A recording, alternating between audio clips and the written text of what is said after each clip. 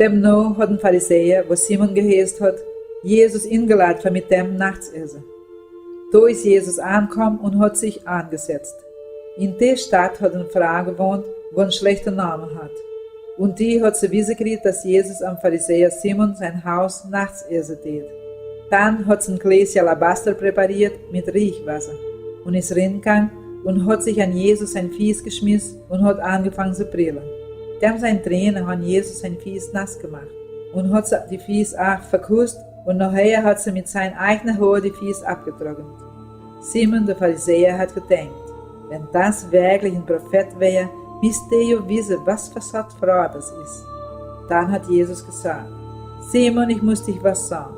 Sprech, Meister, hat Simon gesagt. Und Jesus hat weiter gesagt, waren 2 Männer, die Schulden hatten mit einem Mann, der immer Geld gelehnt hat. Einer hat 500 Silbernickel Schulden und der andere hat 50. Keiner von denen konnte man bezahlen, aber der Mann hat sie verzeiht. Was von denen tät der Mann mehr ehren? Ich denke, der, der mehr verzeiht gäb ist, hat Simon geantwortet. Bist richtig, hat Jesus weiter gesagt. Und hat er sich nur die Frage gedreht und gesagt, wie ich reinkomm sind, hast du mich kein Wasser angeboten für mein Hemd zu waschen. Aber die Frau hat mein Fies mit seinen Tränen gewaschen. Du hast mich nicht geküsst, wie ich angekommen sind.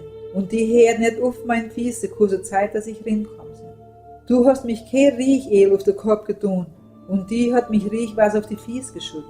Ich sah dich sicher, dass die große Liebe, was sie gezeigt hat, beweist, dass viele von seinen Sünden schon verzeiht sind.